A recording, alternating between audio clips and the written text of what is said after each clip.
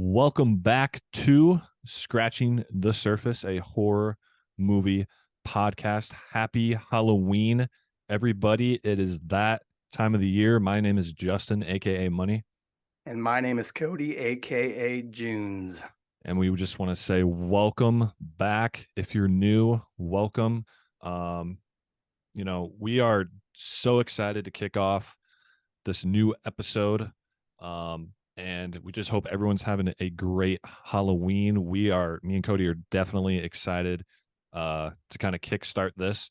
We just did our latest review over Five Nights at Freddy's. If you guys have not checked it out, please do so. It just came out a couple days ago from when we're recording this.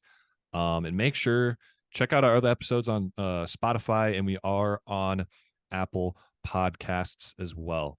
So if any of you have those platforms or you're already listening on one of them, thank you. So far, it's been a great ride. I'm having a good time. Cody, you having a good time? I'm having an absolute blast, Money. So, things to look out in the future, possibly going on YouTube, maybe getting on some other platforms. So just to make it more available to you viewers. But again, thank you for tuning in. I think you're in store for a good one today. I'm excited. It's going to be a great one, Money. So the movie we are covering is Halloween 2018. And, me and Cody were kind of talking on the side too, thinking about really what, a Halloween special, over any movie, any genre, or keeping it in the horror genre, but the subversions of horror. And, sticking to a classic slasher franchise with Halloween and Michael Myers. So I'm probably the bigger fan for sure out of us two with Michael Myers. I'm probably a little more familiar, a little more up to date, just kind of history wise. Um, Cody, do you remember maybe, you know, when you kind of got into Halloween, Michael Myers, or like what point in your kind of, just movie horror watching did you kind of get involved with that, or, dating back to whenever you can think of? Yeah. So back in the day, watching AMC with The Walking Dead here, my poster I got behind me. Whenever I was browsing AMC during the month of October, it was almost a guarantee that the Halloween movies would be running on repeat on that channel.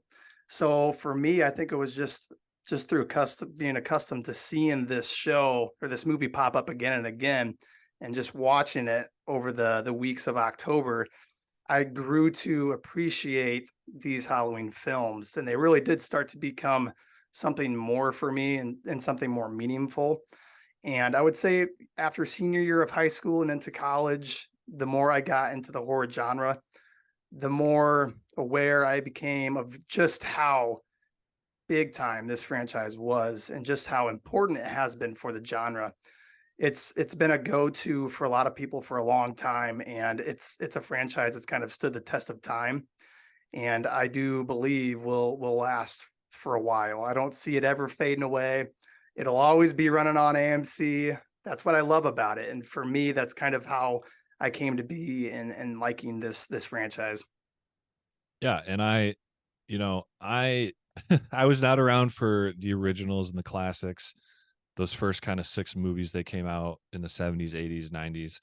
Um, so me, I can't say I was around for that, Mhm. obviously, but being involved just with like the lore of the franchise, probably when I was even, getting into before high school, I think I was already a fan. Mhm. And, they came out with a new trilogy. You have Rob Zombie's films kind of in the middle 2000s, tens there. So great movies. They got their ups and downs. But, when we discussed this, we wanted to talk maybe potentially covering the whole just newest trilogy. And we thought that might have just been too much.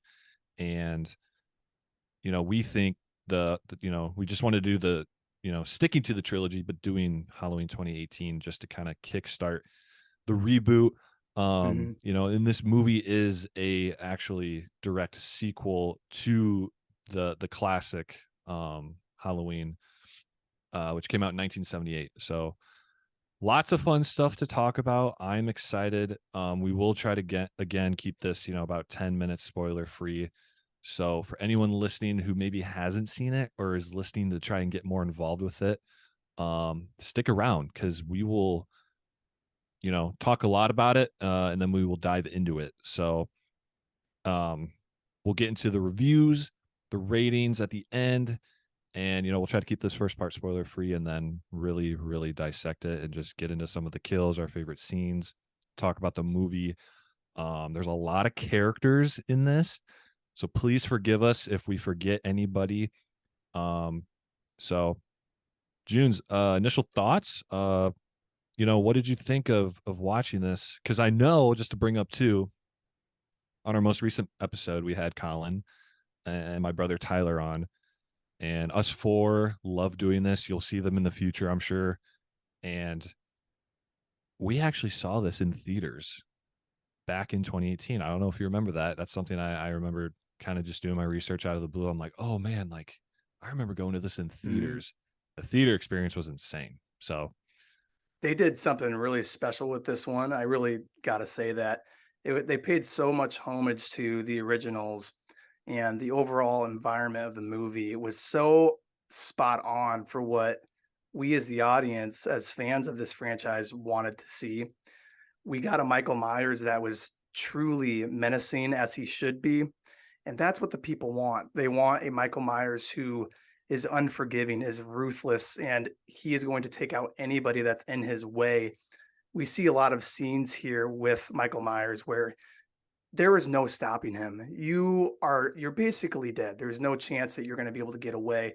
And that is what I loved about this first reboot of mhm. this trilogy here is just how menacing Michael Myers was and just how freaking frightening his mask was. The mask this movie was phenomenal. They couldn't have done it better.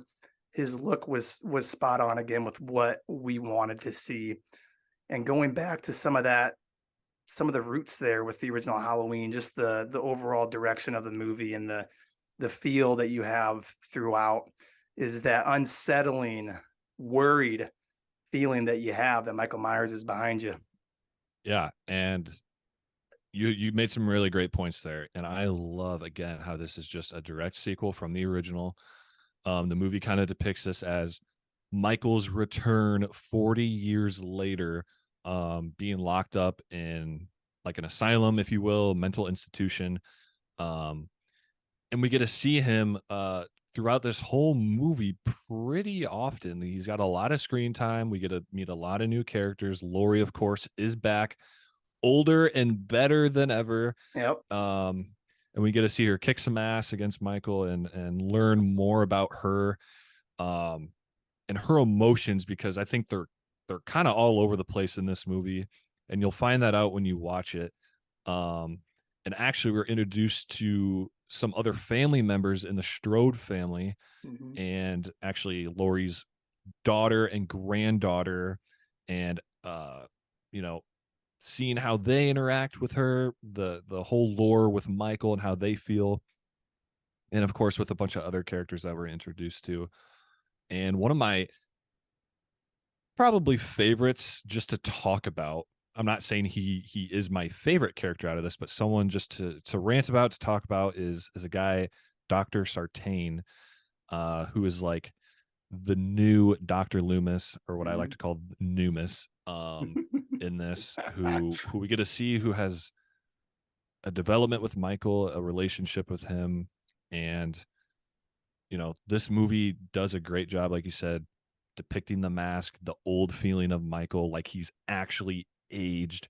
And some shots of Michael actually in the beginning when he is in that mental institution, just like some side face Yeah. profiles. They never reveal his whole face. I Hmm. love that. Back in 2018 when this trailer came out, they did an amazing job hyping this up, and I think they lived up to it. So overall, I liked it. Like I said, probably now we're gonna, dissect it. So if you haven't seen it and you want to pause, the episode at this point, we do not blame you. So let's dive into it.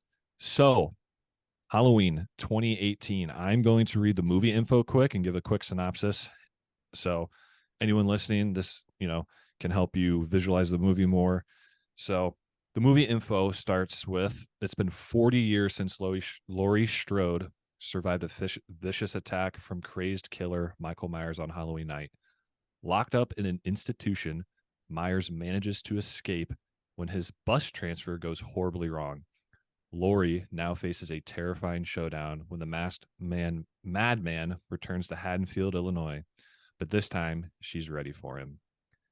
So, just reading that alone gets me excited. Creates a little spark there. So this is going to be a good episode.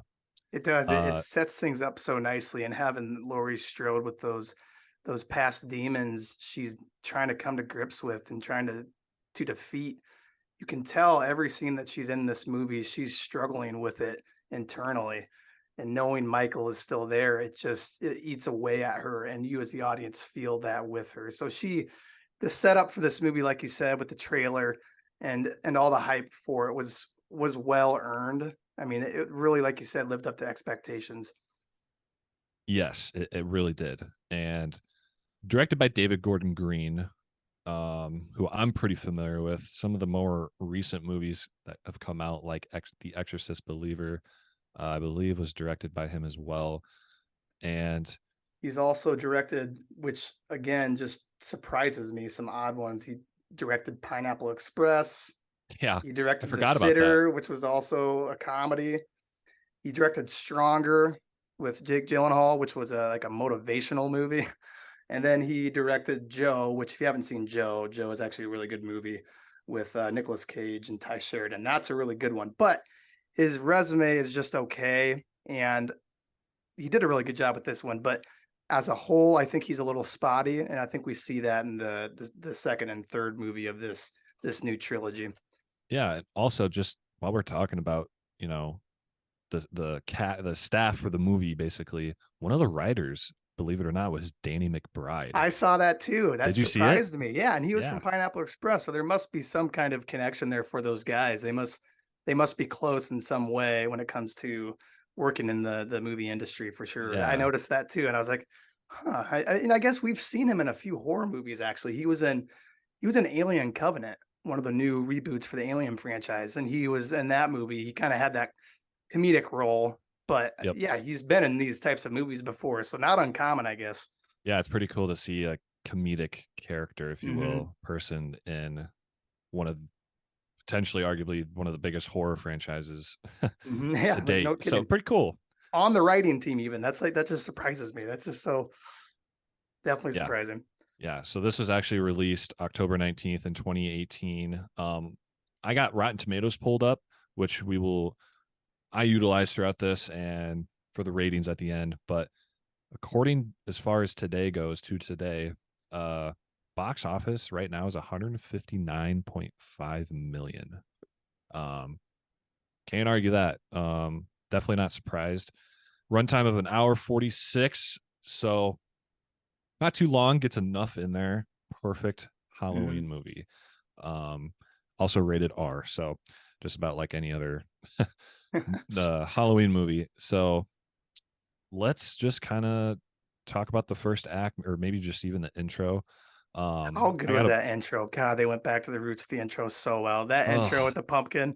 Oh my God, it just gets you in the zone and ready to roll for this one. Oh man, yeah, and so the good. cool thing about the opening credits, just the classic pumpkins, and you actually get to see the pumpkin decayed and it's So cool. coming back to life, just like Michael Myers in this movie. Hmm. And you see the eye that it's shaped like his face, and the nose looks like his arm with the knife. Um, awesome. Like in theaters, I noticed that too, and it just got me, dude. It just like every little thing up until this point, just I get so excited. And for me, that was my first actually being in the theater experience, watching one of the Halloween movies. So that intro just it really hit me even more so being there. And I was like, wow, I can see why everybody has loved this franchise for years. All it takes is that introduction in the movie there to really buy into what you're going to see. So that was just phenomenal when I went. with you guys. Yes. Yeah.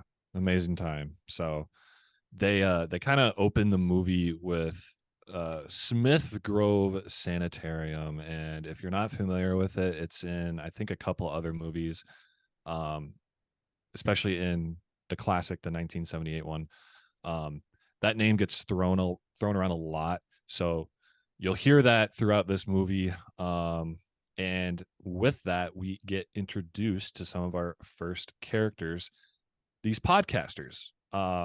Basically, true And crime podcasters. I love the idea of, it's 2018. It's kind of modernizing Michael Myers franchise a little bit with having Hmm. podcasters in a movie. Like I love that idea. It's something you would never think about. It was able to make it more relevant to the audience. Actually, you bringing that up, putting it in a modern era, giving these people that feeling and sense of this could be happening in our common today's world. I love that. That was a great little touch that they had for sure. And those true crime podcasters, I think it was Aaron and Dana, correct? Yes. Yep. And Yep. those opening scenes there at the ward were just fantastic. They're so eerie, and the tension that you felt watching those opening scenes when the podcasters get to the ward is just crazy.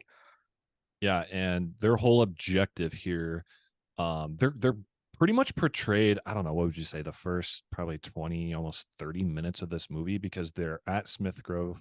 They're they actually, we'll get into this soon, but they actually go to Laurie Strode's house, kind of off in the woods, Mhm. and then you have that whole scene with them at that gas station. So they're portrayed pretty frequently in this intro, which again, I love. We get to learn more about them. We get introduced to Lori here soon, and a lot of great conversations from them. And having those opening scenes with those two, it further builds up the legend of Michael Myers, hearing them talk about it and wanting to go interview him basically or ask him some questions further legitimizes just how legendary he was and just how widely talked about he would be if he was in a real world. People talking about Michael Myers would be something that gives them chills just thinking about the fact that somebody like that is out there and is still alive. So having those podcasters in the first act were a really good way to build up that legacy of Michael Myers and lead up to when we see him at the ward. Yeah, and one of my favorite scenes, and they portrayed it in the trailer because I did doing my research, rewatched it and stuff like that.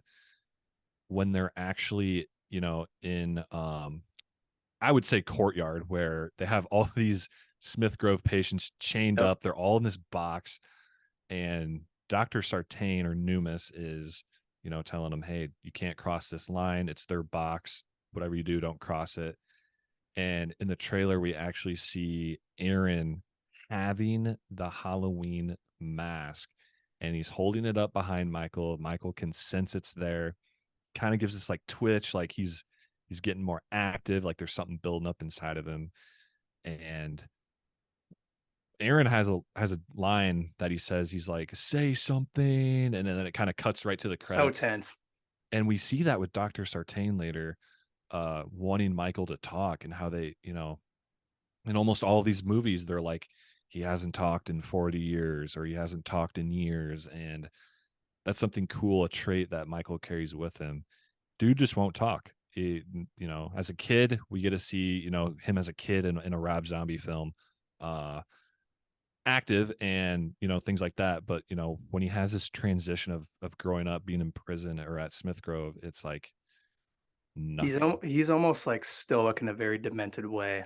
I don't He know. is. It's Yeah. just fantastic whenever he's on a scene. And again, the tension there, holding the mask up, no words. We as the audience are just we're absolutely feeling terrified and tense with what we're seeing. It just fantastic. Yes. So a very good introduction to and that, with the introduction too, like what I'm saying here is I love how they got Michael already screen time involved, like seeing Mhm. him out of his element, actually like chained up and held as a patient, at Smith Grove. you're almost rooting for him to get out of there. I love A that. little It bit, a does, little yeah. bit. Yep. You know, the podcasters are just like egging him with that Yeah, they're mask, you egging know, him like on. They're just asking for it at that rate. honestly. So, you know, with the mask being shown, like I said earlier, the mask kind of has this aging effect that we get to see when he does pull it out of his briefcase or, you know, whatever there. It just looks awesome. And you know, people might argue it. This is one of my favorites, but with the trilogy, you do get to see the wear and tear on the mask and just how old Michael's getting with Halloween Kills and Halloween Ends. Also, you know, I just want to throw that out there as a cool little detail because I do love how the makeup effect team and the people that design this, you know, iconic mask, how they go about it. So They couldn't have done a whole lot better, and it amazes me, especially after this one, just how more rugged it gets in Halloween Kills and Halloween Ends. It's so much more rugged. I love it. yeah. Pretty So amazing. following kind of that, the podcasters do end up going, you know, Aaron and Dana, um, they go to Lori's house and they're pretty off in the woods. And there's this giant gate they kind of get stopped by and they have to buzz in basically. And Lori doesn't even like say a word, I think, in this. And they end up giving her like a $3,000 payment just to like get through the gate and, you know, try to have like a one-on-one conversation with her to learn more about Michael's history, the past with Lori, actually, you know, learning just more about Lori's story in general here. And it's kind of cool because once they get to the house, I don't know if you remember, Lori's front door has like 10 different locks on it and like a big steel bar at the very end. She like takes off and then she just like unlocks like the little knob as the last lock just to cap off like, dude, she's like, this is legit. So it's just a little teaser to how like tactical she's getting, how almost Yes, like she's military. And I don't know very the word, tactical. She is. She is just basically like a trained soldier at this rate. The years that she's probably put into learning some of these skills with weapons and with, I don't know, some booby traps even, she's over the years learned to really protect herself and to really be tough. She had to be tough, and we see that culmination in what she's embodying in this new trilogy. She's just kind of a badass. she is. And the trailer, you know, the trailer gave stuff away. Like, you know, horror movies nowadays, the trailer gives a lot away, but this one, so much more to the movie, and it just depicts Laurie as this badass almost soldier. So Mhm. hunkering down, getting ready for something, you know. Yep. So you know, these podcasters, we actually, you know, with their conversation here, we get to learn more about Laurie's kind of mental state, teasing that a little bit, how she's feeling, how just traumatized she is. And their conversation, like in the movie, literally probably lasts like 2 minutes, if that, before Laurie's like kicking them out, before, you know, these podcasters start bringing up all this trauma, how they just went and saw Michael, like he won't speak and blah blah blah blah blah. And Laurie's just like, yeah, like I'm struggling basically, and she ends up kicking him out after like 2 minutes. So kind of wish they dove more into that. Maybe we could have learned more with this being a reboot to the classic, learn more some history or just Yeah. how the years have been because this is 40 years later. That's Um, a long time to pass, and it would have been nice to have a little more info on that. To hear her talk about it a little more would have been nice. right, Definitely. right. That's kind of what I was getting at. Mhm. So, um, after that, we kind of get introduced to Laurie's family, and I love this breakfast scene. This like, you know, they're all in the kitchen. We get introduced to Allison, who is a main character in this. That is Laurie's granddaughter, and we get introduced to Karen, which is Laurie's uh, just daughter. So we see kind of three generations of family members here: the granddaughter, her daughter, and then Laurie as the grandma. So Allison is really good, solid throughout, you know, this movie, which we will, you know, we'll talk about her a lot coming up here soon. But now we're kind of in this breakfast scene. They're all in the kitchen, and Um, the dad, who, let me see if I can find him here. Who is he played by? Let me see. I for some reason can't find it off the top of my head here. He's a funny guy, dude. Funny guy though. I think he kind of brings like a comedic relief to some parts of this movie and a serious like emotion, like clicking people back into reality a little bit. Hmm. Um, but if anybody has watched the Rob Zombie films, the kitchen scene is like they're on both sides of the spectrum are hit here. Like the Rob Zombie one is just insane. Everyone's cussing, the most out of pocket like dialogue said versus this Halloween 2018 movie. He's like, the dad's like, "Oh man, I got peanut butter on my penis." And like it's just the funniest thing. Like you see just a complete different side of this family. So you kind of get this like loving, welcoming like feeling um of the Strode family here, of this generation of Strodes. Yeah, So and like you said, Lori obviously passed down some toughness to her family members, but they're also very individualistic people, and they are capable of being able to lighten up. And almost with Lori being such a serious person and so tough, they've kind of learned to kind of banter back and forth with her and remind her, "Hey, mom, you're fine. You got to let loose every now and then. I know you've had a tough past, but sometimes you just got to lighten up." So yeah, having them there was that nice comedic light to the movie that was definitely nice. yeah, and his name is Ray, by the way. Sorry Yep. about that. Anybody listening, his name is Ray, played by Toby Huss. I just had to look that up quick, but yeah, I just it's just like a nice little relief. Like, oh, you get introduced to the family. It's fun. It's exciting. It's welcoming. So, It, um, it makes you care more about the family. It does. right. You can get And more actually, on a personal level with them and just be able to enjoy them in a couple scenes like that. you really do. And we get some good lines of dialogue here. And we kind of learn that Lori isn't on good terms with her family, Hmm. especially Karen, being the daughter, having been raised by Lori, who we get to know more about later in this movie. And um, they're just talking about like grandma isn't, we don't like her. She's crazy. She's just living in the past. Like she needs to get over it.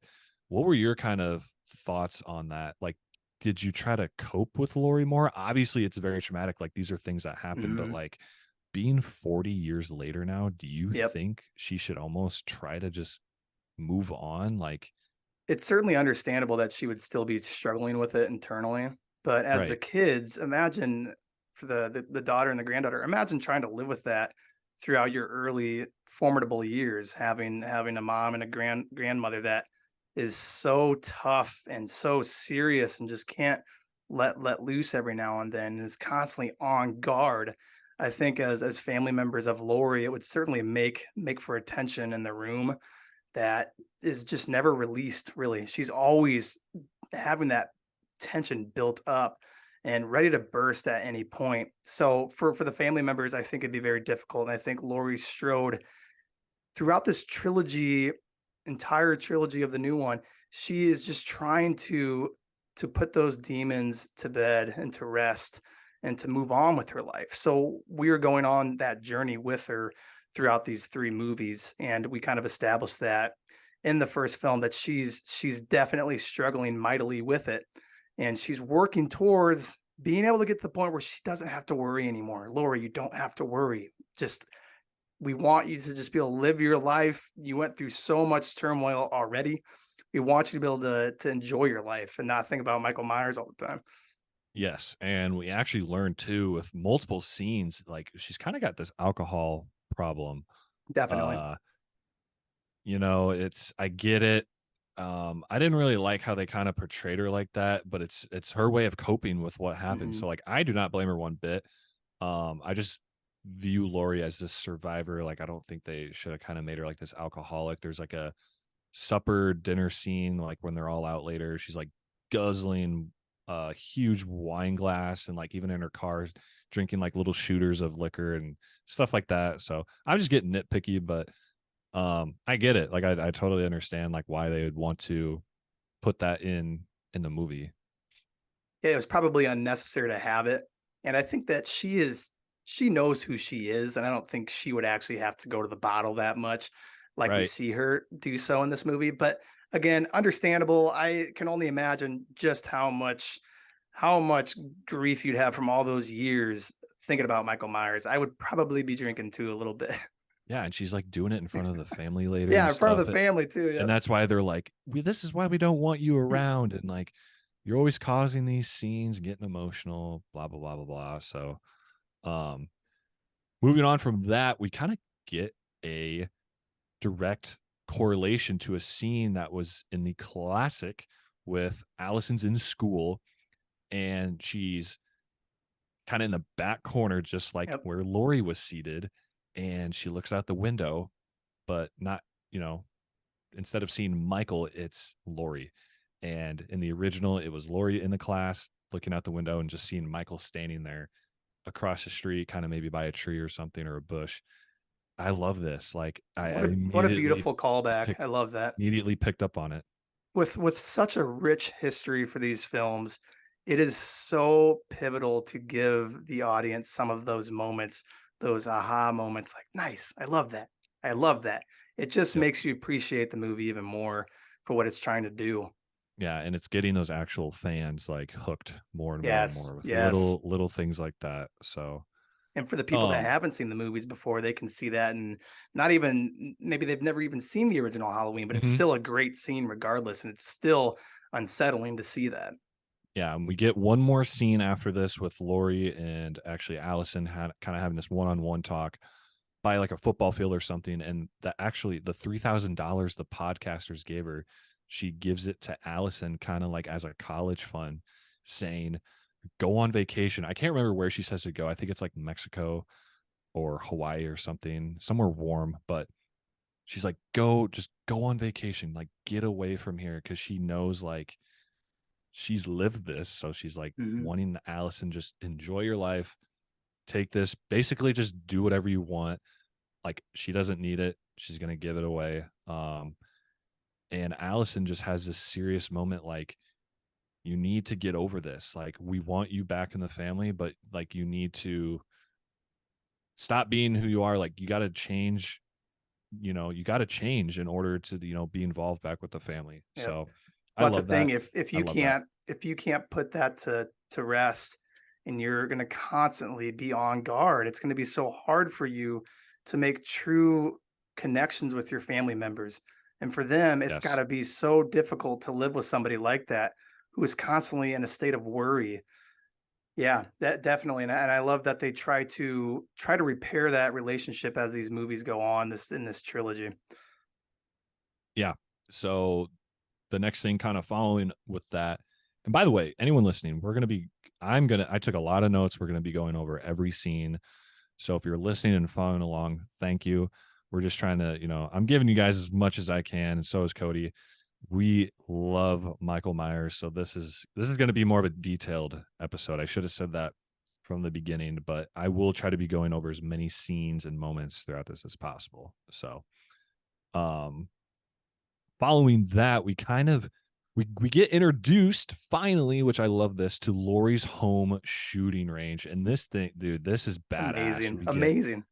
we get to see different weapons, these spooky, like just beat up mannequins, cool shots of them, like close-ups, pan shots, like all these cool little effects that these filmmakers did with the shooting range, and just they make it so serious. They make you feel invested with like Lori is like a soldier, like I'm gonna keep saying that, and just like a trained professional almost at this point. Very good marksman, knows her shit. Like this is dope. And she's already got Michael Myers' number, and to see her doing all of these things and to be as tactical as she is and as sound and using weapons as she's showing in the first act, it almost gives you this sense of she can take down Michael again. She can do it. She can absolutely do it. She is such a tough woman. And Right. if Michael was 1v1 with Lori, you're feeling like Lori's got a chance. And I love that they give you that feeling that she is capable here more so than she's ever been in the past. And that gives us as the audience someone to root for and to know that she can do it. If he comes back to get her, she's got the ability to get out of it and protect herself and her family members. Yes. Yes. And at this point, I think we kind of get introduced. I'm not exactly sure, but Lori now knows Michael, we learn, is actually being transported to another institution or actually a hospital. I'm not sure. One of those two. And she just knows like this is gonna go bad. And as a viewer, you're expecting it to go bad, like something's gonna happen, everyone's gonna break out. Mhm. And not only Michael getting transported, but also probably like 20 or 30 different patients. They kind of show a cool scene with like it's like a blue prison short bus, and we get a really cool shot of Lori in her Jeep, or it's almost like a SUV that she has, where she's in like the driver's seat and she's, she's down in a shooter. She's got her pistol in her hand and she's crying, and you just know something's gonna go on here with this. Yes, and I love that they have this set up because we have this feeling that he's gonna get loose. He's gonna wreak havoc in some Yep. way, and we're waiting for that to happen. And the moment we see him in the bus, we're thinking to ourselves, "He's getting out of here." Yeah. Yeah. I And love this that. is where we get the dinner scene that I brought up earlier, and we get introduced to Allison's boyfriend at this point, who I personally love this character. His name is Cameron in the movie, played by Dylan Arnold. He's got he's got a spark to him. Like watching this and watching more clips of this, you know, throughout the year, just whenever I want, feel like going back to Michael, Cameron is a guy that just really knows how to bring a spark to a scene. Like whenever he's on screen, his emotions, like you really get invested with him. So I think he brings something to the table every time he's on screen throughout this movie. I just love the way they portray him. And he's in a lot of the other scenes with this movie, so we see a whole range of emotions with him, and I love the way this franchise bringing him in and these filmmakers, you know, depicting every little emotion he has, because something about him I just love. What do you It what do was you think a of what do you think of them? I enjoyed having him in the film, and I think the cast as a whole, like you were saying earlier, it's such a strong cast. We've got a lot of familiar names, and they all came to show up for this one. Everybody turned in a fine performance. They have Hmm. Will Patton in this movie too, playing Officer Hawkins. I freaking love him. So whenever Yes. he's in a scene, I enjoy his scenes because he's got this level of actually truly caring about Lori and what she has going on in her life, and he believes her when she's telling him these things. He says, "I understand you, Laura. You've been through a lot." Having characters like they seem so genuine, and they do so well on their performances that you love watching every scene they're in. There really isn't a bad scene with the acting in this one. Even No. from old to young, everybody turns in a good performance.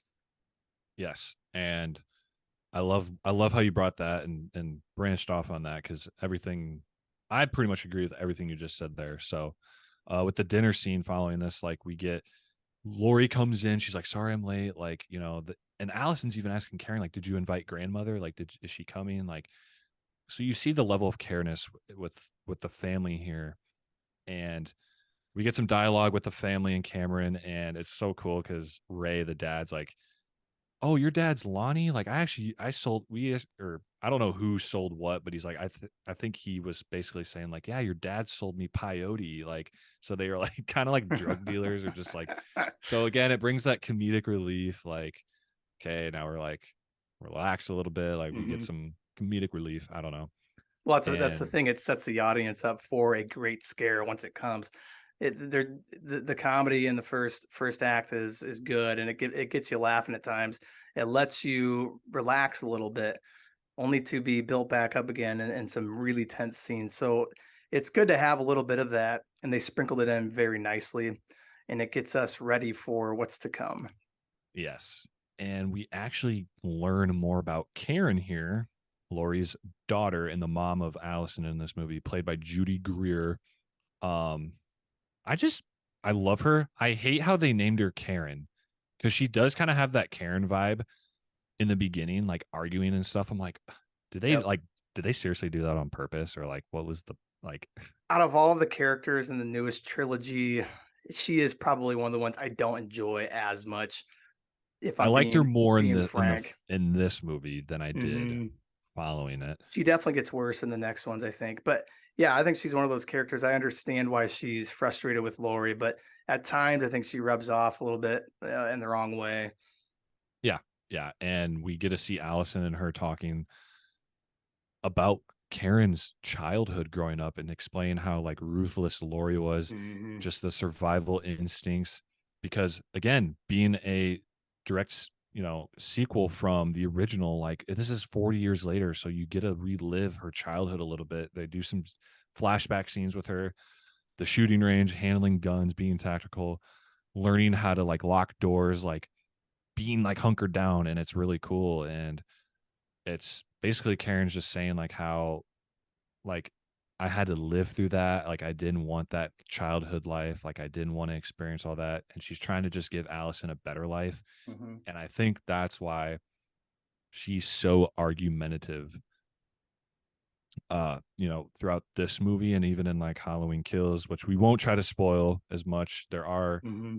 being a trilogy, you get to see things in that movie correlated with this, so we won't try to spoil that. But yeah, um, and that's pretty much I think the first act. I mean, this is the intro. We learn about the family, Lori's house, the podcasters, things like that. But also going back because I don't know how we missed this. The podcasters do get killed. I completely skipped over that. Those scenes were freaking awesome. Those are And such they're good scenes. yes, Oh, they're the first to go down in this movie. Or no, technically, sorry. They're like the third and fourth because actually leading up, I don't know how we missed this, but leading up to their deaths, we see Michael kill kind of off screen, like the front desk worker at that gas station, hmm, and then like the mechanic who he gets his classic yeah, gets this blue classic blue. Yep. jumpsuit on. And Dana actually has to go. She's like, I have to take a number two or something in the movie. She's like, I have to go to the loo because they are from like the UK or they're British, so Yep. they got accents. And she's in there going stall through stall, finds the most decent one because they're all gross and like disgusting. But she's sitting in there, and we see Michael come in, and we just see shots of his black heavy boots, his jumpsuit a little bit, his ankles and shins. And he's like kind of knocks on the door, stands there, and she's like, "Oh, this is occupied. I'm busy." And he has the two guys he just killed. He has like a set of teeth from them, and like Oh drops them yeah. over the door. This is at this point she's freaking out, crawling under the stalls. And Aaron comes in because he realizes like, holy cow, like this is like I think he notices the bodies and he runs to the Yep. bathroom and uh gets in there, gets involved, distracts Michael from Dana a little bit. I could like Dana, I feel like could have escaped while he was like pounding on Aaron at this point. She had a Like, chance to. If anything, it's on her that she didn't get away. yeah, yeah. And it's like, whatever. But you knew they were probably bound, like something was gonna happen to them. They Hmm. had the mask the whole time, so you knew they were gonna be more involved as this intro is leading up, because like without Michael, there's no Matt. Like without the mask, there's no Michael. Vice versa. So Aaron gets smashed into the wall and the stall, basically dying off screen. We see a clip of him just like in the Hmm. corner, hunched and like bleeding out.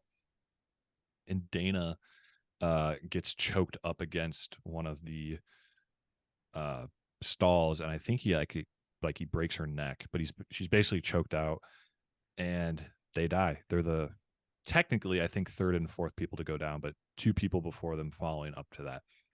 But What a also just to recap, or go ahead. Yeah, I was Well, gonna I say was just gonna something. Go say, ahead. what a great freaking scene. That, Yeah, like I said earlier, menacing. And when Michael is in that bathroom, when he's just slowly walking and she's in the stall and she just sees his feet coming by, it gets you so terrified and so frightened of what's to come. And you know these guys don't stand a freaking chance. You know they don't. And he follows through with it so well. And the kills in those scenes were really memorable for me when we went. Those were just they kind of take your breath away a little bit when you're watching it. Yeah, and I was gonna note too, because if anyone has seen this, they probably will agree.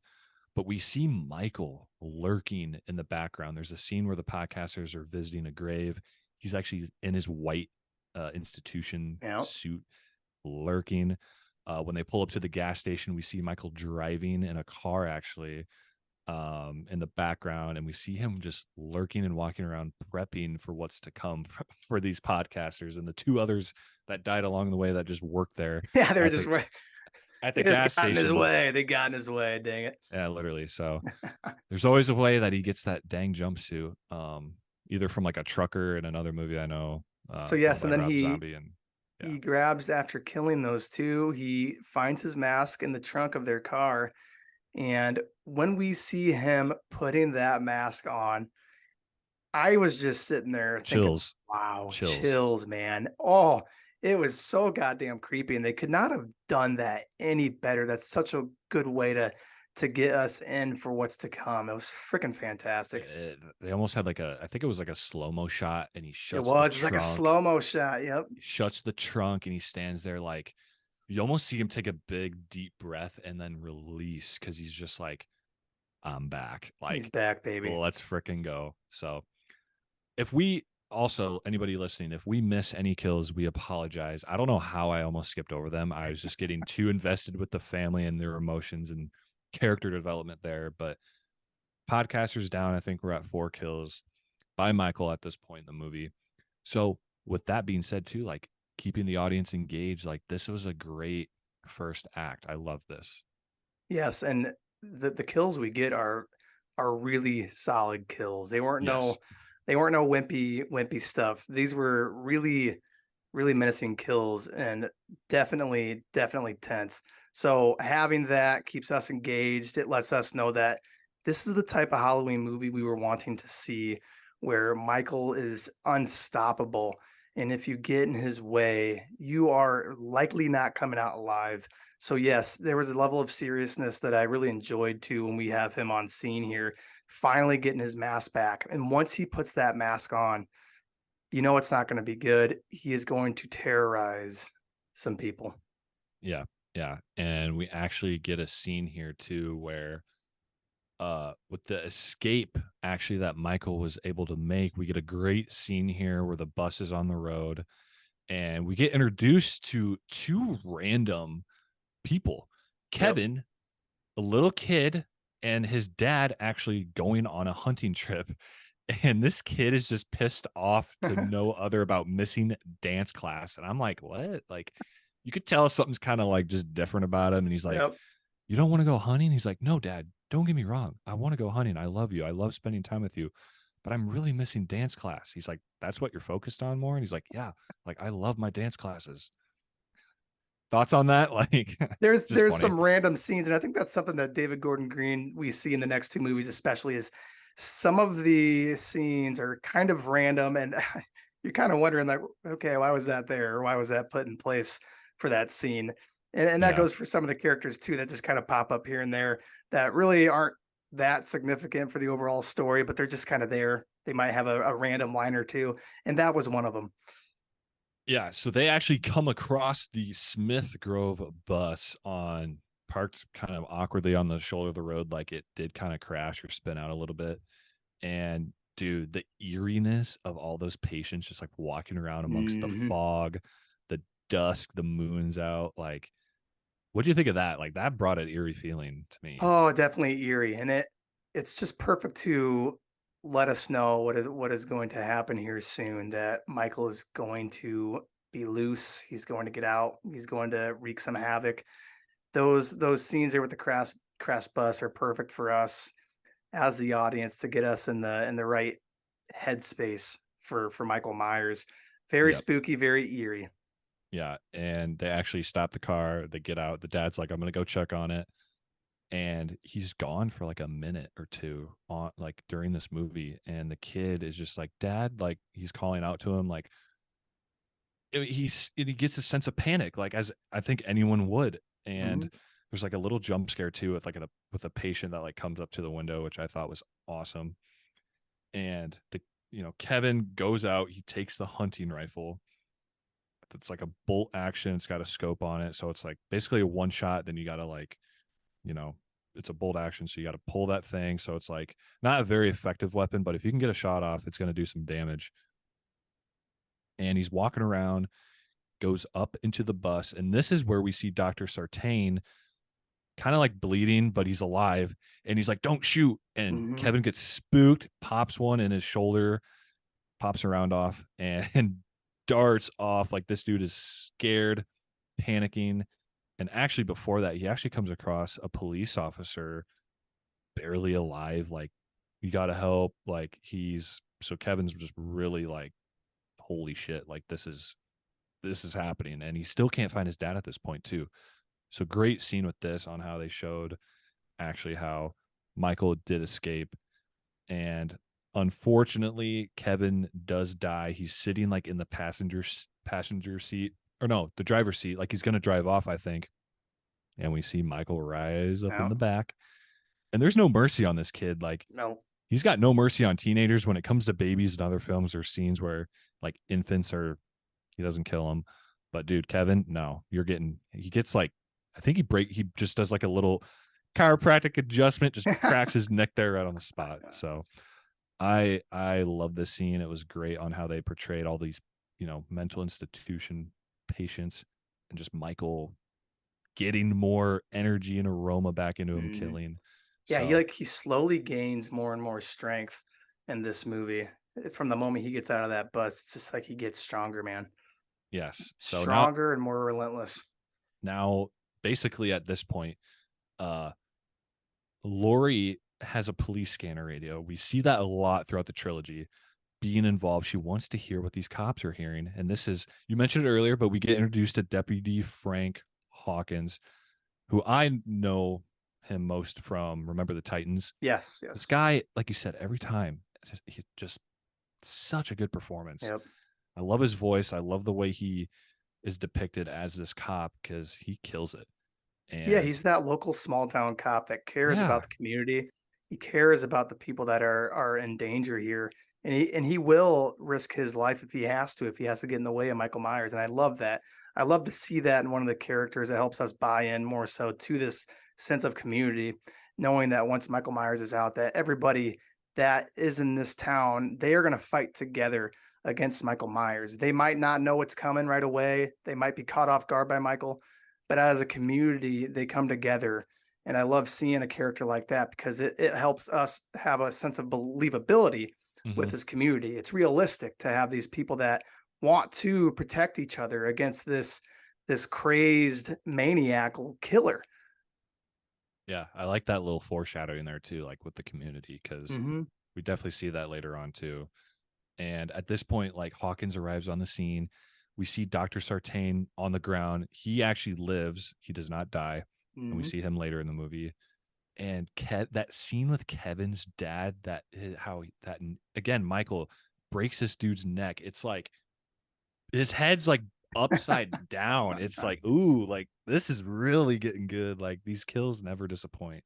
They don't, and they were brutal and they were very, very impactful. So I that's something we wanted to see done well, and we definitely got it throughout the entirety of the movie. Really, there wasn't a lot of kills that were lacking brutality and shock. Yeah. And I just everything about that. I love that. And so now at this point in the movie where we're at, Lori is actually trying to warn her direct like intermediate family, like Michael's on the loose, like he escaped, and she's always trying to like prep them and warn them for like what's to come about. She actually like sneaks into the house. I think this is one of the scenes I'm talking about. She sneaks into the house and Karen like sees like a window or doors open. She's like, "Hello, like Ray, are you here?" And it's Ray just, it's suspenseful, but like Ray's just out in the backyard. He comes in, but Lori's like actually on the steps with like a gun, like boom, gotcha. And like they all freak out. It's a little tense, but it's like, she's like, that's how easily I can just break into your house. Like imagine Mhm. what Michael can do. Yep. So again, this movie just revolving around security with this family and like what Lori wants to provide, and they're just shoving her away. Yep. Um, And so I can kind of, get on board with them, but it's still you need to have you have to let loose sometimes. And Lori just obviously can't do that. She just can't. yeah, yeah. And it's like it's kind of annoying at this point because it's like, how much do you like have to drill it in their heads? I can only imagine like 40 years of this. 40 years of it. I don't know, but it's like, dude, holy cow. Like, mom, stop. Jesus.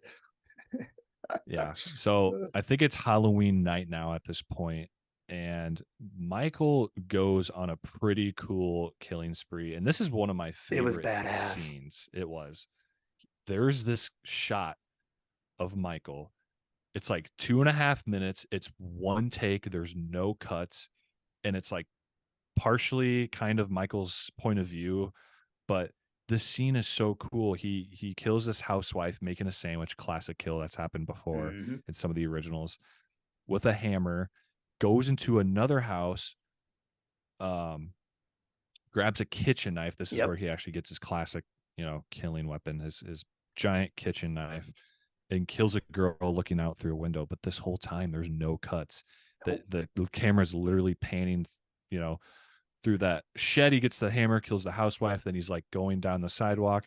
Then he goes down a garage, and then he gets into like the next victim's house. What Um, a love that exceptionally scene. crafted bit of scenes we get. It's Oh my just, gosh. oh my God. And the level of force he has, he seems so freaking strong in those kills there when he first gets in town. He seems so strong. Like, if you get in his way, you're absolutely screwed. And the Yeah. scene with where that lady's looking out the window, I think she's on the telephone or something like that, and she has no idea he's behind her, and we see him behind the whole while. And God, when he comes up and he just so strong, so powerful. It really is relentless in the way these killings are portrayed.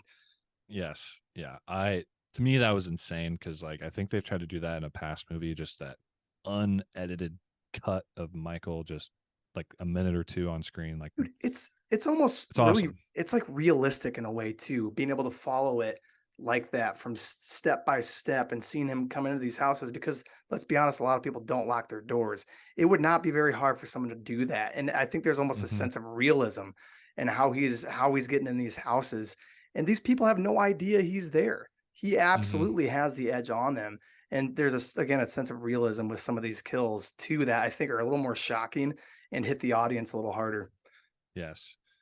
And one point, that dinner scene I was talking about earlier, they mentioned this high school party, and now we get to that. They're at that, high school Halloween party, um, which honestly looked dope. I wish my like school would have done that. That kind of jealous, like going as whatever you want with all your friends. That's pretty dope. Well, we were talking But before this at a Halloween party last night, and it was one of those where they have everything set up yeah, with the decorations. It puts you in a really spooky vibe. I was feeling that way last night. It was a blast. yeah, yeah. So I was pretty envious of that. But Yep. it's regardless, we get to see Allison and Cameron on screen again, and Cameron kind of cheats on Kind of Allison cheats here. on her, He yeah. kisses another girl, dressed up like a tiger or something, and Allison catches it, and she is obviously pissed off and kind of just walks out. Cameron catches her, actually, like he's caught red-handed. Like he sees Allison looking at him Mhm. when they kiss, so he's like, "Oh shit!" Like I'll be back, and she's like all kind of pissed off. But it's like, man, you kind of like wonder, is Cameron like a good guy? Is he kind of like a, is he like, how is he going to be portrayed in this movie? Yes, it adds a certain level of uncertainty for us as the audience. Should we trust him as Yeah. the boyfriend here? Is he really going to be looking out for their best interests? So I like that they kind of build a level of uncertainty, like I said, with his character. Mm-hmm. Mm-hmm. And now we get, they were introduced earlier. I didn't really cover them, but there's a babysitter and a kid named Julian who is He's hilarious in absolutely this. he is. He's perfect. He's a perfect role for this type of movie, the comedic relief he brings, things like that. And the babysitter, watching him, just like, about in every other Michael Myers movie, there's a babysitter. um and you probably know how it's going to turn out. But they have great lines of dialogue too. And the babysitter actually kind of has this, I don't know if they're boyfriend girlfriend, but it's almost like a friends with benefits thing. Mhm. Um the guy is, they're kind of like wanting to hook up, and they're like prepping for that scene, and they're just like kind of making out on a couch, kissing, whatever. And Julian just comes darting downstairs like, guys, like there's something in my room. I saw the boogeyman, or like I saw something. And they're like, what? Like, no, shut up.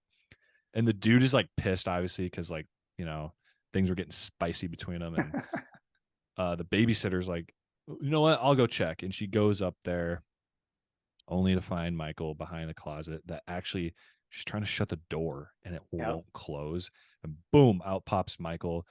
And now we really get to see him in his full attire. He's got the knife, he's got the mask. This is Michael. And this is the I probably the stupidest death in this movie. The babysitter easily could have escaped. She slips on the hardwood floor with Yep. like her fuzzy socks on or something and falls. Michael grabs her, stabbing her, cuts her up a little bit beforehand, I think, um, as he approaches her, but just stabs her in the back. And I'm like, dude, this, I don't know if you specifically remember that kill, but it pissed me off because I'm like, she easily could have escaped. It could have had a Yep. cool chase scene, almost like chase scenes that Laurie had in the classic, with this being again a direct sequel. Yeah, I thought that she might survive a little bit longer too. I thought her character was decent, and I was surprised that she didn't make it out of there. I thought maybe she would survive, but when you're up that close to Michael, your chances of getting out are very slim. So even for Julian's Mm-hmm. I would be imagine being a child at that age, seeing Michael in your closet. I don't know what I would think. Yeah, I would be absolutely petrified. That would stay with you the rest of your life. And his reaction is very genuine coming down the stairs there yelling about it. yeah. When he's trying to express his feelings, like they Yep. don't believe him because he's a Yep. kid. And so at this point, her boyfriend actually goes up. He's like, "Screw this." He grabs the knife that's in the kitchen. He grabs another knife, and he gets killed off screen too. Not to mention the babysitter did too. I forgot to say that she gets killed off. He like slams the door. She dies off screen. Whatever. Not that great. Um, and Hawkins actually now arrives on scene to this, and he's investigating the house.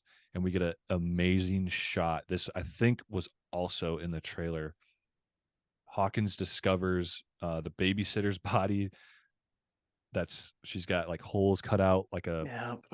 like a ghost with a bed sheet with a white bed sheet. Hawkins rips it off. Laurie's outside with her pistol. She sees Hawkins, and then she sees Michael standing.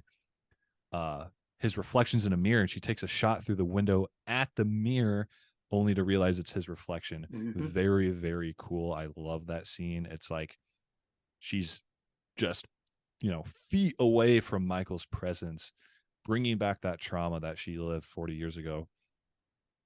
Yeah, it's And basically yeah, it's confirming that she is right in her suspicions and thinking that maybe he can come back still. And once she knows it, she's absolutely in hardcore on the more militaristic ways that she goes about with her weapons and yeah, her the things she's learned over the years for defending herself. So that for her is a confirmation of okay, it's time to kick some ass now. yeah. And Michael leaves the house at this point. Hawkins does take a couple shots, misses. Michael's outside. Laurie sees him and actually lands a shot, I think, in like his left Yeah, I shoulder or think his something. shoulder. Yep. And he gets off around the corner. And it's funny, Hawkins and Laurie end up scaring each other because, I mean, Hawkins doesn't know Laurie's here, but he hears a gunshot. So he knows someone's here, but doesn't know Hmm. it's Laurie. She like butts him in the head with her gun, and they spook each other. But they're finally brought together now. So this is really cool. And they're both on the same page. Like, Michael's back. What are we going to do? Like, we got to do something. So you start seeing these scenes of all these policemen now. Um, Hawkins yelling at people, lock your doors, get inside. Just that classic, like, Michael's out. So like, I love that. The whole community has the sense of being on lockdown and being wary of their surroundings. And it builds up the tension for the rest of the movie in every scene we see. And all of these people know that there's that chance that Michael might be coming to their house. So everybody is very much on edge. Yep. And we also get introduced to Sheriff Barker, who arrives on scene. Actually, play his real name is Omar Dorsey. Hopefully, I'm pronouncing that right. But he doesn't get a lot of like screen time in this movie. He is in the trilogy, so trying to put that out there for anyone listening. But not the biggest role in this movie. And I don't really know how I feel about him. He kind of has this cockiness to him, like, oh, we'll just catch him, like, no problem. But dude, like, if you know the history and what this town's gone through, it's a lot different. Not that easy, that's for sure. No. But I So think having Hawkins get as much screen time as he did get, I think it right. did kind of take away from some of the other officers that you see in the movie. I mean, frankly, Yeah, no, yeah, that's true. And Allison and Cameron's friends, we see the party, and Allison, and actually at this point too, he's been brought up earlier in the movie, but we're introduced to Oscar, a friend of Cameron and Allison, who again brings a comedic relief. Like, you have these characters, I think they did a good job strategically placing them in for the correct times, because they have comedic relief moments, but also serious moments. And with this, we get introduced to Oscar, and they leave the party. They're like, whatever. They're talking. Oscar's trying to be there for Allison, and he actually hits on her, trying to like kiss her, and she's like, "What are you doing?" Like, and she gets super pissed. Like, this is not like, clearly mixed emotions here, and that's what was explained in the movie. And Allison hops a fence, walks off. They actually end up trying to take a shortcut. That was the whole point of them getting together. And Oscar, I love this kill with Oscar because he's in this backyard with motion censored lights, and Michael pops out from behind a tree, and he thinks it's just like the owner of the house, I think. And he's like, "Sorry, man. Like, I'm just trying to get with the pretty girl." He's like, "I was really horny. Girls were grinding on me at the dance," like full exposure. And I'm like, "Yo." And it's just funny because you're like, he's gonna die. Like, first time watching it too, I'm like, there's no way this guy lives. And he's trying to hop a fence, escaping Michael. And because I think he gets stabbed and starts running, but his cape, or he's like a devil or something, his cape gets caught, and he's stabbed there, and he one of the fence rods just goes through his chin, and you just see it like out of his mouth. What did you think of that scene? Because I think it there's created an immense amount of suspense. Like, that yes. was the first one that, like, man.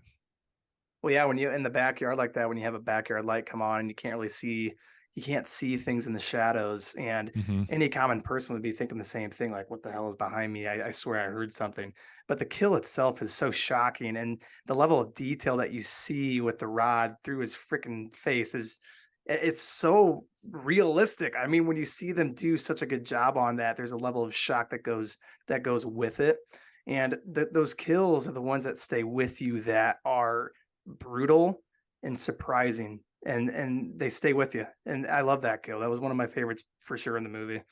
Yes, awesome. Just, this is where it's getting real, I feel like. And Allison comes running back to find Oscar like that, and this is where we get the first one-on-one scene. Allison finally is able to see Michael. The hype, the everything that Lori was talking about is true. He's back, escaped, full on rain terror. Like, and we get this music cue that, it's actually how they created it is they took a violin, uh what would you call it, like the stick that actually rubs up against the strings, or the rod, if you will, and Hmm. they run it across a guitar, and you get this like deep, just, to me it was like bone chilling. Just, Yep.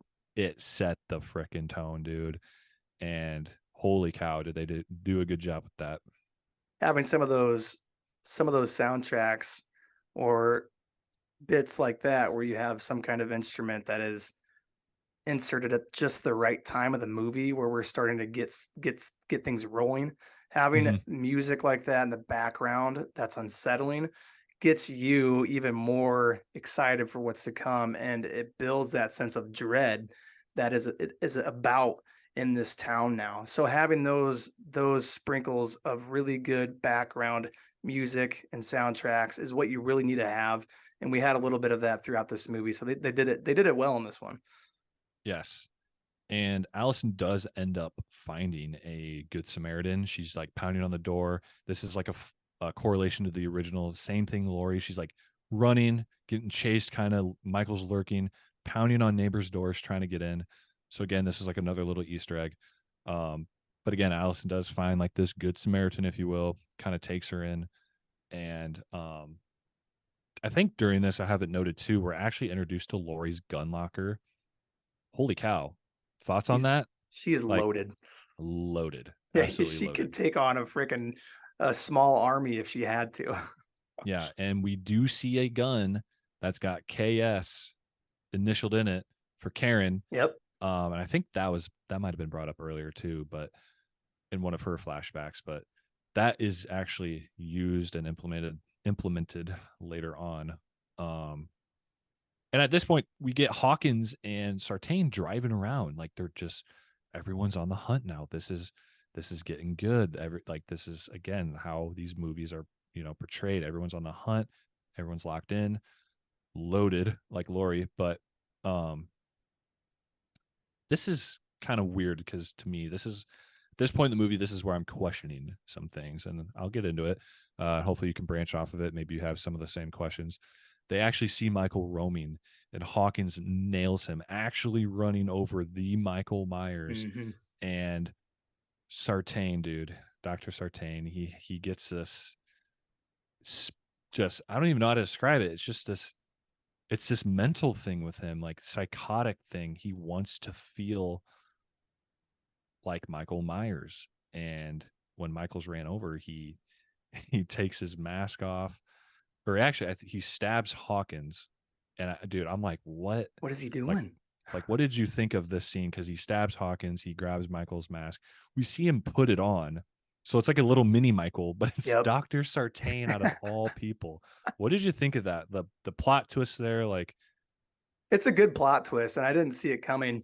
And I think that to get in that guy's headspace, I think that he kind of admires Michael and he likes seeing he Michael in the does. wild and see him killing people and seeing just how brutal he can be. And I think, like I said, he admires Michael and he almost wants to embody who Michael is.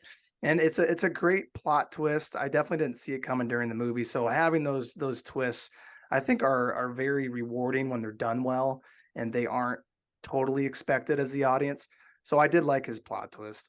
Yeah, it was good concept. I just don't know if it was executed the best way because, dude, I'm a fan of Hawkins. Like, Yep. and to see him go down, uh, and in this movie, you see him bleeding out, thinking he's gonna die, and so Sartain gets back in the car. He actually loads up Michael, which I think was so unrealistic. Uh, Sartain has like a cast on too, because remember he did get shot in the beginning by Kevin, that little kid. So Hmm.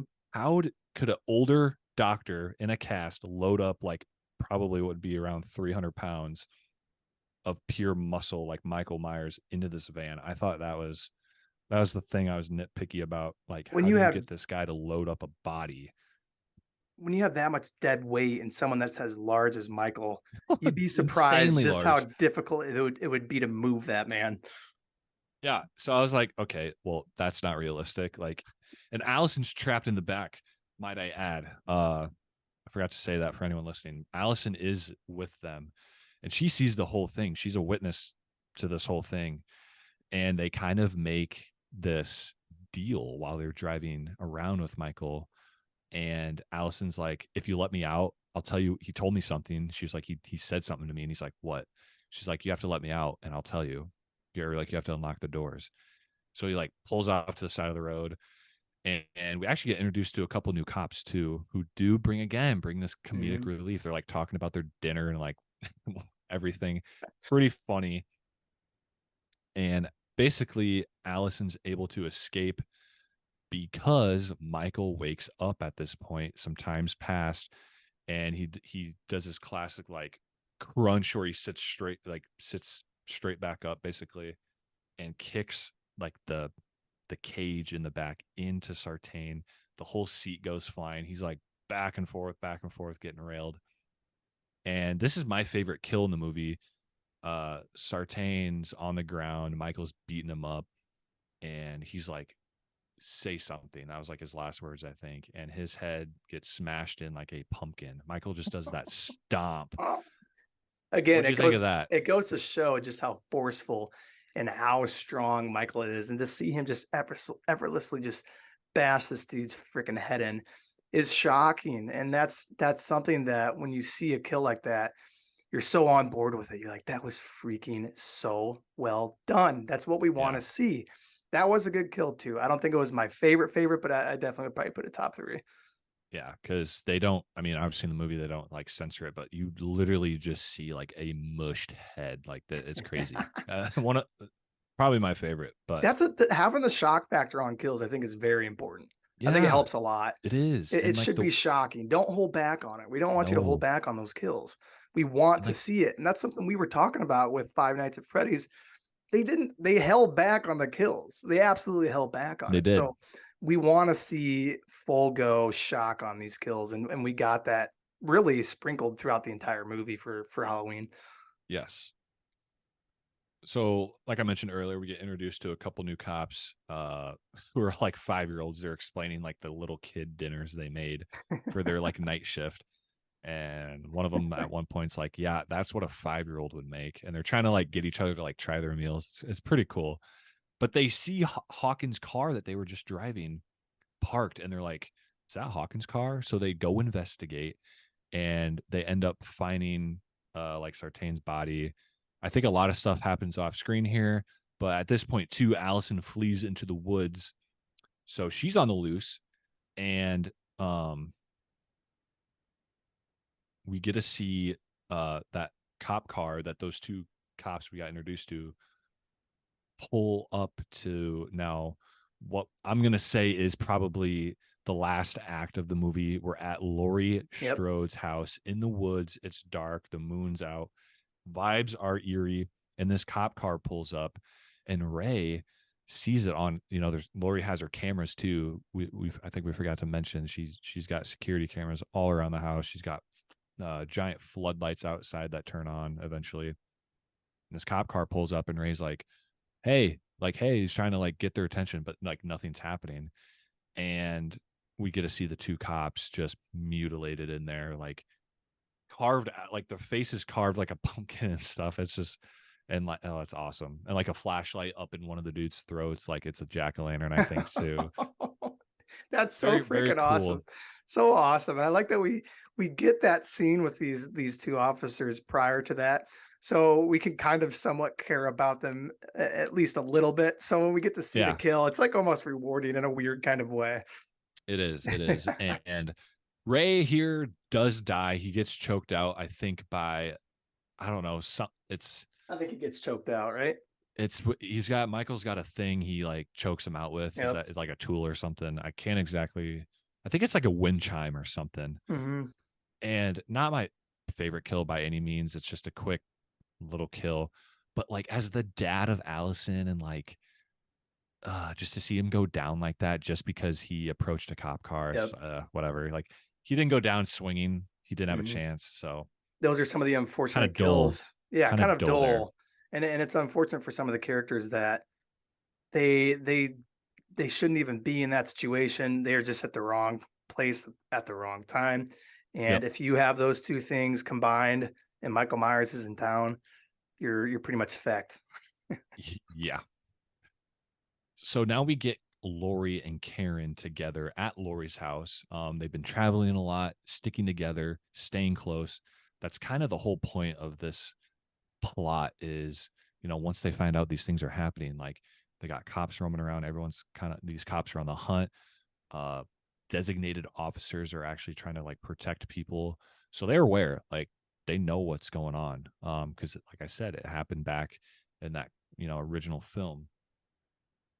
So this is where it gets, I mean, this is the bread and butter. This is the meat and potatoes of the Hmm. movie. We get to see Laurie and Michael facing off, and man, was it good.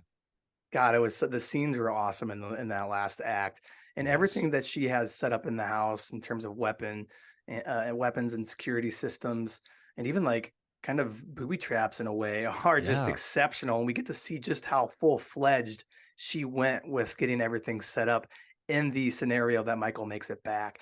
And every time these two are looking at each other in the final act, you just sense that level of tension between the two and Michael's absolute longing to take down Lori. I think it's just fantastic. And it's very, very tense throughout the entire final act. I really had a good time in that portion of the movie. Yeah, and we kind of get three different moments where Mhm. Michael and Lori face off. The first one, in the beginning, being Michael breaks through the front door window and like almost chokes out Lori. And I'm like, there's no way he kills her like this. Yep. Even with that door that I mentioned that has a million locks on it, she's like right up against the door, just like trying to like listen, be tactical, and he just breaks right through the windows and grabs her head, almost killing her. But Lori does have her tactical shotgun, gets a shot off, blowing off like three and a half or something fingers of Michael, and he like, retracts his hand. She's able to create some space, and that's that's the first interaction we get between them fighting, which is really cool. And we actually get to see more of Lori's bunker now. That kitchen island that pivots, that's like on a, I don't know what you'd call it, like a powered kind of system, Yeah. uh, with gears and stuff, that's able to actually open and close, getting down to the bunker with a stairwell where all of her food, her supplies, her all of her guns are and stuff. And Karen's down in there, just waiting. I mean, like, what can she do? Like, she's not. I mean, this is Lori we're talking about, but between them facing off, and at this point, I mentioned Allison, who fled into the woods earlier, ends up at the house now, and um, she heads in, and we actually get a really cool scene too between Michael and Lori, because Michael does stab Lori. So you mentioned the security in the house, and she's sweeping the houses, and every room that she's able to sweep that is empty, she just hits this button, and boom, a big cage comes down, actually locking. Nothing could get in now. So she's eliminating space that Michael's able to be in and Yes. hide. What'd you think of that? That was Having the level of insane. the ingenuity there behind all of that is fantastic. It's phenomenal. And to get Michael where you want him, it kind of comes down to trapping him in a way. And she's put all of that into preparing, and she's taken that into consideration, the fact that I have to trap Michael, I have to get him at the right spot. I can't let him get the advantage on me. So having that ingenuity is really, really cool to see, and I appreciated it a lot. Her whole setup was freaking badass. Yeah. So this cool scene I'm talking about, Michael stabs Lori, and you're like, holy shit, like she's gonna die. Like this is really how it's gonna go down. And the scene that she gets stabs in is actually in like this bedroom with all these mannequins. So the vibe in there is creepy enough.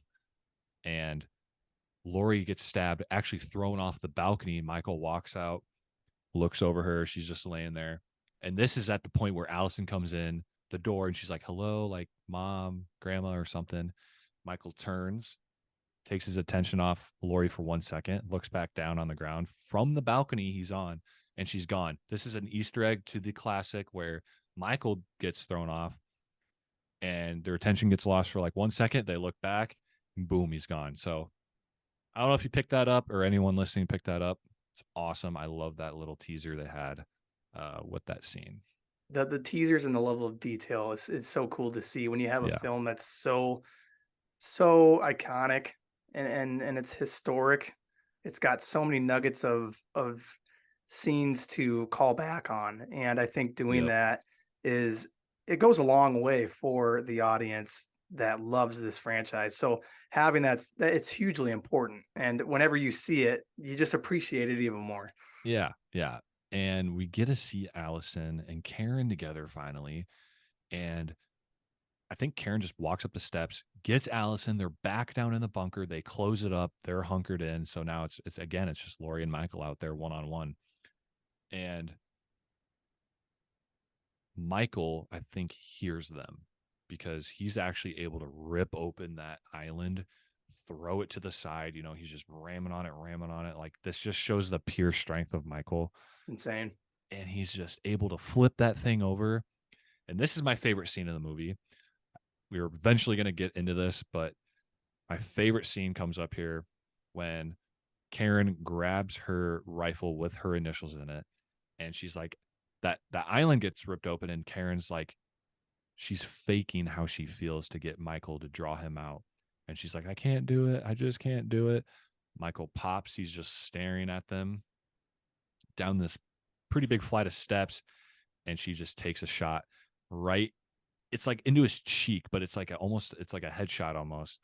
And then Lori pops out from the shadows and gets a couple stabs on him. And basically Michael ends up at the bottom of this, bunker that Mhm. Lori originally created, which we find out is a trap. Yep. What were you feeling like at this point in the movie? What were you stunned? Were you surprised? I mean, did you think someone at this point was going to die between those three girls? Because a lot's going on. Yes, I think I'm expecting it in that moment, at least one death to happen. And I was definitely very surprised in the sense that, oh my God, like they actually got the best of Michael here. They trapped Yeah. him. He can't do anything. And it was so well done. They tricked this absolute maniac who is usually unstoppable as a force. And to see him realize, oh shit, they got me was utterly fantastic to see. And the whole scenes in the house there at the end and with the bunker, everything was so well thought out and detailed. You just can't help but enjoy that final act. You really can't. Yeah. Right. Yeah. I agree. Because with with like my favorite scene there with Karen to Michael getting down in there. And we get to see Allison involved too. She grabs Michael's knife, gets a couple stabs on him. Like you get to see like her raw aggression and anger, Yep. willing to survive here, which I thought was really cool because I mean, Allison's had a lot of scenes in this movie, but now we get her stabbing Michael Myers a little bit. She stabs him in the neck, I think, and then gets a cut on his hand because he almost actually gets Karen literally by the ankle, dragging her back down. But Allison's involvement kind of saved her there. And Lori pulls this big lever. All these spikes shoot out, trapping Michael Myers in a bunker. Holy shit. This is amazing. And I think they teased it earlier in the movie, but Lori has all these gas lines set up throughout the house. So she turns on all these gas lines. She gets a flare from her cabinet right there in the kitchen where they're at. And she's basically like, goodbye, Michael, knowing, he's going to get burned alive here. Mhm. And during that whole time, while, the house gets set on fire, we get a cool shot of Michael. He's just standing, doesn't move 1 inch while that initial explosion goes off, creating all this fire. And, while the house is burning down, he doesn't move 1 inch. So I think there's another shot in the movie where it pans to the basement, but he's not like you don't see him. So at this point in the movie, you're wondering, is he gonna live? Like, where did he go? Was there an escape route? Like, uh, did he just try to like hide somewhere, or like did he actually get out of the house like and escape? Is he back on the loose? Because I'm like kind of scratching my head, but it's creating that suspense like at the same time. So did you think like, you know, with the franchise and Michael coming back, but like, did you think he was gonna live here? Like, I And that truly thought he was gonna die with how this movie portrayed Lori, her bunker trap, like everything that the trailer showed. Like, I thought he was gonna die. in every possible way they're stuck in the bunker with lighting the house on fire. You're thinking there's no plausible way that he gets out of here. And setting the house on fire is a really, I think, effective way to take out Michael. I don't know if you can do it any better. We've seen that gunshots don't do it. And I No, think just setting an entire house on fire and having him locked away in a bunker is about as good of a way to do it. So as the audience, I certainly was not thinking he could get out of this. Surely he can't. But Michael Myers does surprise, and you know that he's got his ways. He does. And the only reason why I'm like even questioning this is because in the end credits, we do hear him breathing. I don't know if you remember that, but that teased Michael's survival. And, oh, at the time, potentially another movie coming out, which we later learned there's going to be a whole trilogy that got leaked. And now it's obviously been made. But after that, the last few minutes of this movie, basically the three girls, Allison, Karen, and Lori, get out of the house. They're all covered in blood from Lori again being stabbed. Reminded you, she is bleeding out. Like, so, Allison sees a truck, she waves it down, and the movie ends with them in the back, putting some pressure on her wound. And you can just see their faces just in distraught and like, holy shit, what Yes, did we just all three experience? These three generations of family members, these girls, like, holy shit, like, because yeah, now the kids are even more so placed into the daughter and the grand. They're more so placed into that throughout this movie. They have to actually deal with the threat of Michael. They've heard about the stories. They've heard Lori talk about him, but to see them actually have to go through that and go through what Lori had to endure. I think there's a level of respect that they probably grow for her throughout this movie, having to deal with Michael and seeing just how terrifying he truly is. and even if the movie didn't place that Michael breathing there at the end, that those end credits, you knew there was going to be another movie. Lori lives on. The daughters, like, you think they're just going to get help, but like, with Lori, like, you just kind of question, like, there's no way that's how it could end, because during the movie, like, Michael disappears in that basement. You don't see him again. You're wondering where he went. And when they ride off in that truck, it's like, man, there's no way this is how it could end. So It lets us I just as the audience kind of anticipate what's to come.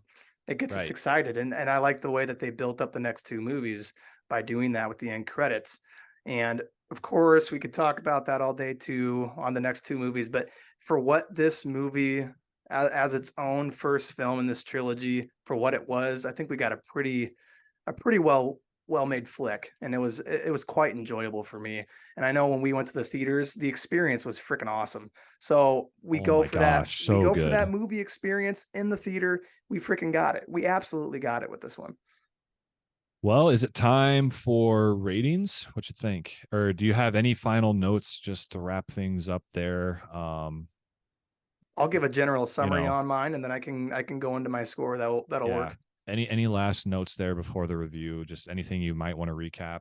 I Yep. know I hit a lot of the scenes, but just any takeaways. Maybe we could talk about now before actually the ratings, your favorite kill or just your favorite scene in general with this movie. I still might go. The one that stays with me the most out of all the kills, frankly, is when he's walking in the house and that lady's on the telephone looking out the window, because there's, like I said earlier, there's a level of realism that really scares you because you're thinking about that situation as a person. It gives you chills thinking about it because you have no idea that Michael's in your house, and Right. and we see him in the house behind her, and the way he freaking takes that knife and stabs her is so forceful, and it sets the tone so well for the rest of the movie. That one, it still stays with me today since I've seen this film, and it's the one I remember by far the most. So clearly, I think it was the most effective in my opinion, since I still recall it so well today. I Yeah, like I said, that scene had that 2.5 minute Yep. where it was no cuts, no nothing, and you just gotta feel Michael's presence. So I'm excited to hear it's yours. good. I love that. Mine, I mentioned it earlier, was Dr. Sartain's death. Not only the death, but that scene too, because you get inside his head more, and it's such a plot twist to the movie. Like, take it how you want. I'm sure there's a lot of people out there that hated it and did not like Dr. Sartain. I wasn't like the biggest fan of him. He was okay. Um, but just him, like, even putting on the mask, loading Michael up, wanting to keep him alive so he can again like study. I think he just wants to keep him alive to study him, get him to talk. That's what a lot of people wanted from him in this movie. And betraying Hawkins, being this kind of villain, like holy shit moment, you know? So, and then the way he dies, just head smashed like a pumpkin. Just, I don't know.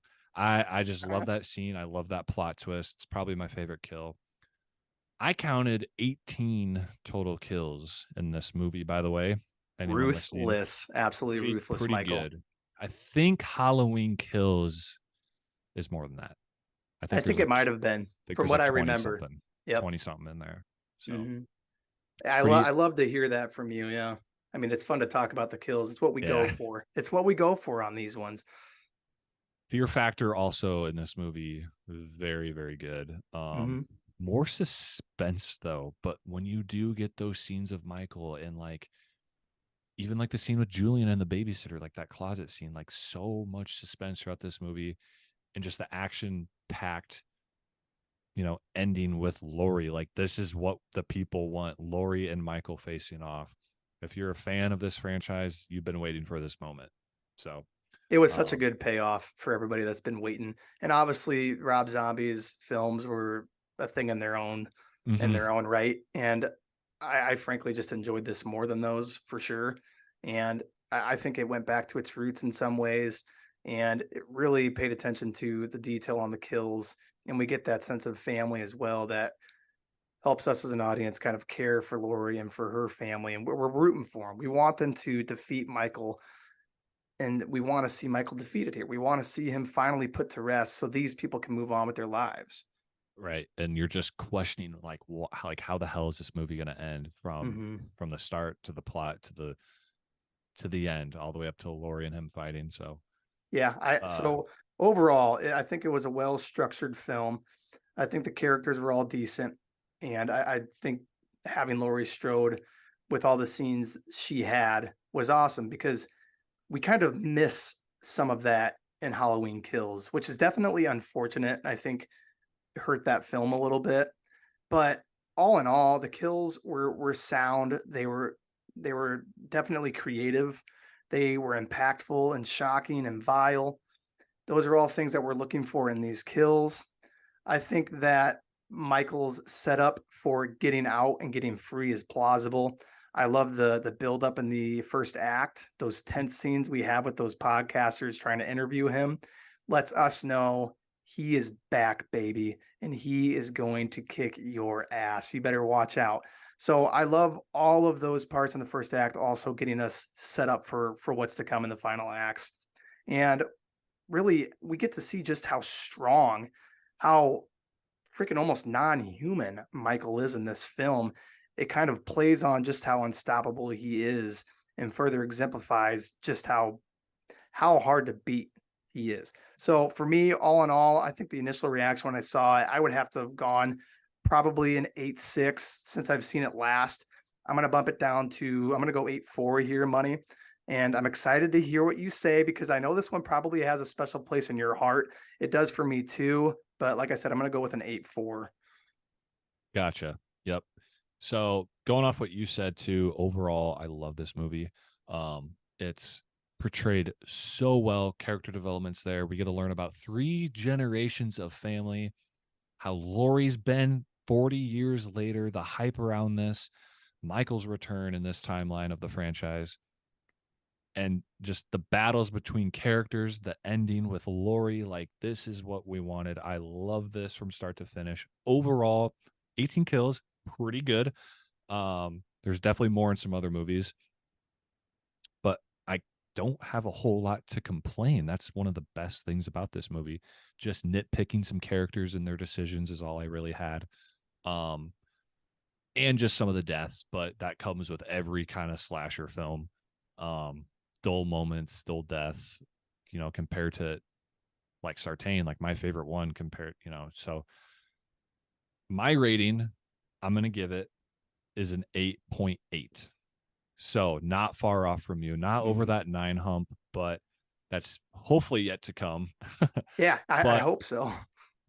yeah, I'm gonna give it an 8.8 to because just to me, I know the fans out there, there's everything's controversial when it comes to if you like a character and the decision they made versus another person and their what they're thinking behind their eyes. Like So these movies have a lot of controversial moments, a couple plot twists. Um, and yeah, like I'm sticking to my 8.8. Um, Pretty high for me. Like it's one of those movies that's up there. So I think it's regarded now, looking back on the rest of the franchises. We could do an episode, obviously ranking these, but would you put it up pretty high, just on a base level? on a base level, yes, Okay. because it is a direct sequel from the classic, and there's Hmm. so many parallels between the two scenes we get that are like scene for scene in the classic, just different characters, things like that. And Laurie and Michael facing off, like that's what makes this movie Yeah. so good. The OG, the Laurie Strode, you know. So I loved it. I'm actually going to read off Rotten Tomatoes as well. Usually I do that first, but audience score 72%. Critic score a 79%. So right about in that 8 out of 10 range, Mm-hmm. which we're all in the ballpark. And I again do not look at this beforehand. I like to give my raw rating, and I love seeing and comparing how close I am to the critics and the audience and you, Cody. Mm-hmm. Because what did you say yours was an Eight 8.4? four. Yep. So we're point 0.4, less than half a point away from each other. So that's really cool just seeing like how Mm-hmm. close we can get, and like kind of having similar reactions and comments and things in our head to, be close to the critics in this case, or, close to the audience. So very, It, very cool. you get that reaffirmation when you give your score, and then I give my score, and we kind of see the similarities in what we were experiencing with this movie. So the things that we're thinking and kind of mulling over and talking about, we can then see that, hey, there's a reason I went with that score. I felt the same way mostly as you did. It's really enjoyable to talk about those things and to kind of hash it out a little bit. So I enjoy hearing your score. I respect the 8.8. Like I said, 8.4. I feel very happy about it. Yeah.